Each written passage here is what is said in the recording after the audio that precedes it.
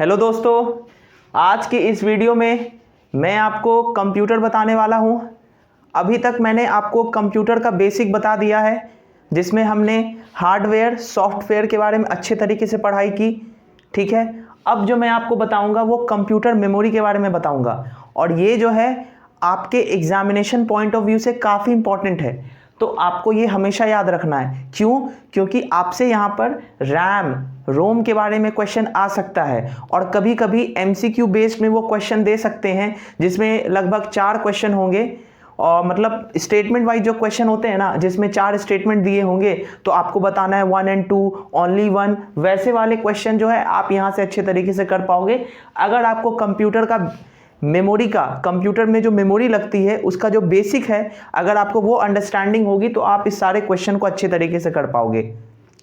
अगर आप इस बार एसएससी सीजीएल एग्जामिनेशन दे रहे हो और अगर आप पास करते हो टीयर 1, तो उसके बाद टीयर 2 में आपका ये मेजर पोर्शन जो है वो क्या है, आपका कंप्यूटर है। अगर इस बार अगर आप यूपीएससी ईपीएफओ का एग्जाम दे रहे हो, चाहे वो एपीएफसी हो, चाहे ईओ एओ का एग्जामिनेशन हो, चाहे आप पटना हाईकोर्ट का एग्जाम दे रहे हो, यूपीएसआई हो गया, तो वो आपके एग्जाम पॉइंट ऑफ व्यू से ही मैं सारे वीडियो बना रहा हूँ। तो आप इस वीडियो में लास्ट तक बने रहिए। अगर आप चैनल पर नए हैं तो आप चैनल को जल्दी से सब्सक्राइब कर लीजिए। ठीक है, चलिए अब हम लोग स्टार्ट करते हैं। अब देखो, कंप्यूटर मेमोरी, आखिर ये कंप्यूटर का मेमोरी कहने का मतलब क्या है।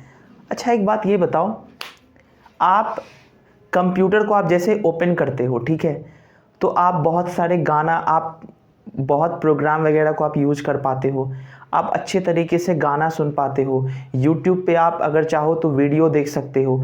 आपके कंप्यूटर के अंदर बहुत सारे प्रोग्राम वगैरह होते हैं, बहुत सारे सॉफ्टवेयर होते हैं। आखिर कंप्यूटर उस चीज़ को अपने अंदर रखता कैसे है, एक एग्जाम्पल। दूसरा एग्जाम्पल ये है, आप अभी फ़ोन या लैपटॉप कुछ भी आप वीडियो देख रहे हो, तो आप जो वीडियो देख रहे हो यूट्यूब के माध्यम से देख रहे हो। अब उस यूट्यूब को अपने में स्टोर करके कौन रखता है? कोई ना कोई तो मेमोरी होगी। तो वैसे ही मेमोरी कंप्यूटर के अंदर भी होती है ना? तो उसी मेमोरी को हम लोग कंप्यूटर मेमोरी कहते हैं। अगर कंप्यूटर मेमोरी की बात की जाए तो ये बेसिकली 2 टाइप्स के होते हैं। मैं अगेन रिपीट करता हूं, अगर आप कंप्यूटर मेमोरी की बात करते हो तो वो बेसिकली कितने टाइप्स के होते हैं? ये 2 टाइप्स के होते हैं। ठीक है, एक आपका हो गया कौन सा, प्राइमरी मेमोरी हो गया, और एक आपका हो गया सेकेंडरी मेमोरी हो गया। उससे पहले मैंने आपको कंप्यूटर मेमोरी के बारे में बहुत सारे डेफिनेशन अच्छे तरीके से बताए। अब जो यहाँ पर बोर्ड पे है इसको अच्छे से आप देख लो एक बार, तो फिर मैं आपको प्राइमरी मेमोरी, सेकेंडरी मेमोरी, मैं आपको रैम रोम ये क्या होता है मैं आपको सारा कुछ बताऊंगा। Computer memory is a storage device या फिर प्लेस।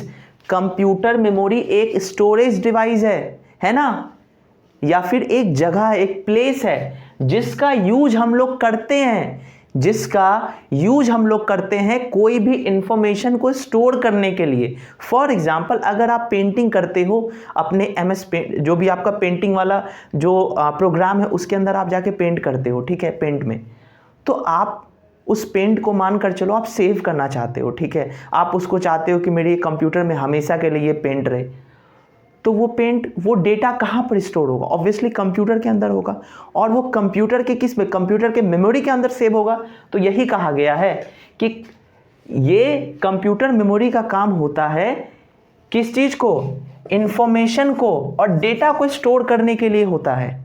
अगर आप कोई इंफॉर्मेशन स्टोर करना चाह रहे हो, फॉर एग्जाम्पल अभी जैसे आप लोग, अभी तो डिजिटल सब कुछ हो गया है, आजकल लोग नोट्स भी डिजिटल बना रहे हैं ना, तो आप मान कर चलो आप डिजिटली नोट्स बना रहे हो, अगर आप उसको अपने कंप्यूटर में सेव करना चाहते हो तो कैसे करोगे?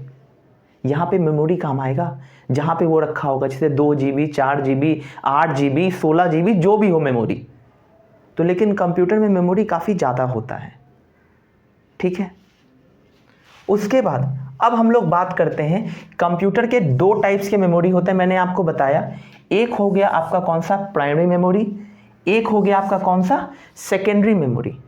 जो मोस्ट इंपॉर्टेंट मेमोरी होता है वो आपका कौन सा होता है, प्राइमरी मेमोरी होता है, क्योंकि मेन मेमोरी जो होता है ना यही होता है। क्यों? क्योंकि इसके अंदर रैम, इसके अंदर आपका रोम, ये सब कुछ इसके अंदर आएगा, ठीक है। इसीलिए इस मेमोरी को, प्राइमरी मेमोरी को हम लोग दूसरे नाम से भी जानते हैं और इसे क्या कहा जाता है? Main memory. अगर आपसे कोई पूछे कि आखिर ये बताओ कंप्यूटर का जो मेन मेमोरी है वो कौन सा होता है, तो आप क्या बोलोगे? वो होता है आपका प्राइमरी मेमोरी, ठीक है। यहाँ पर आप देख सकते हो primary memory is also known as main memory, ठीक है। उसके बाद ये डायरेक्टली कम्युनिकेट करता है किसके साथ? सीपीयू के साथ। मैं आपको और फंक्शन बताऊंगा अभी, ठीक है। ये डायरेक्टली किसके साथ कम्युनिकेट करता है? आपका सीपीयू के साथ। और सीपीयू का फुल फॉर्म क्या होता है? Central processing unit. मैं फिर से बोल रहा हूं, आखिर सीपीयू का फुल फॉर्म क्या होता है? सेंट्रल प्रोसेसिंग यूनिट, ठीक है। ठीक है, आप इसको जल्दी से लिखो, मैं आपको और भी बताऊंगा। अभी सेकेंडरी मेमोरी के बारे में थोड़ा बहुत अभी आपको मैं बताऊंगा, उसके बाद मैं आपको डायरेक्टली रैम और रोम के पास लेके जाऊंगा। रैम के बहुत सारे टाइप्स होते हैं और रोम के भी बहुत सारे टाइप्स होते हैं, ठीक है। मैं आपको बताऊंगा सारा, अभी आप सबसे पहले इसको लिख लो। हम लोग स्टार्ट करते हैं क्या? आपका सेकेंडरी मेमोरी स्टार्ट करते हैं, ठीक है। तो मैंने आपको प्राइमरी मेमोरी में बहुत कुछ बताया था कि आखिर ये सीपीयू से डायरेक्टली ये कनेक्टेड होता है, सीपीयू के कोऑर्डिनेशन में ये काम करता है, ठीक है। वैसे ही हमारा सेकेंडरी मेमोरी जस्ट इसका उलट होता है, जस्ट इसका अपोजिट होता है। क्यों?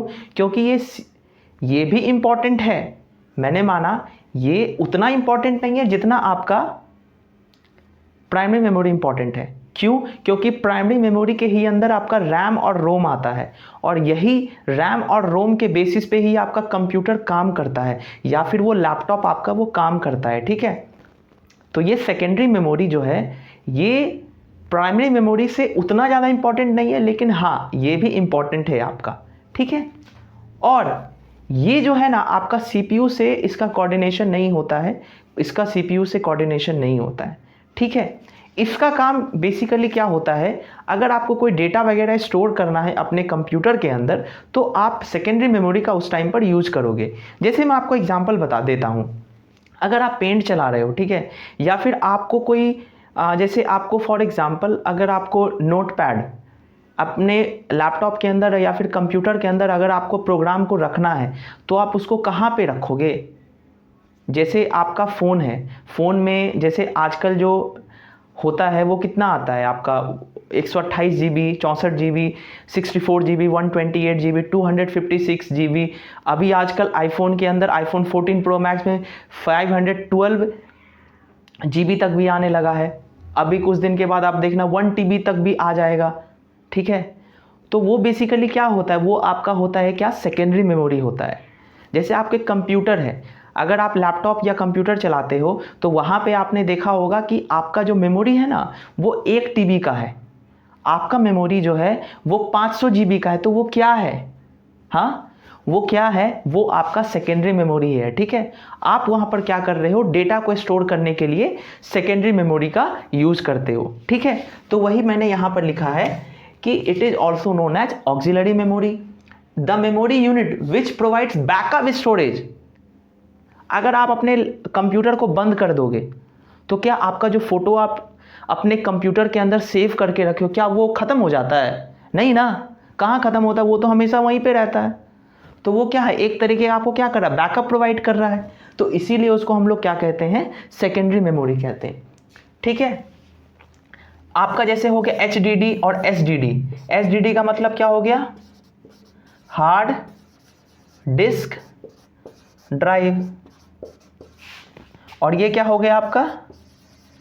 Solid state drive.